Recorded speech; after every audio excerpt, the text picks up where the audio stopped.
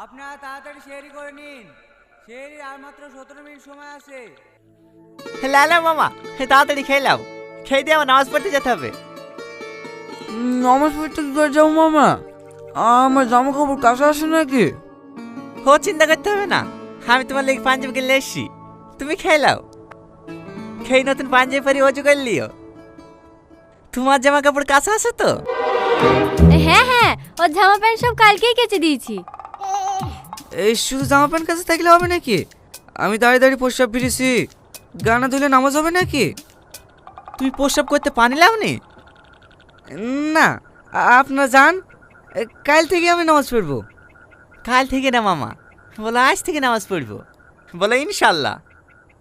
ইনশাল্লাহ। কি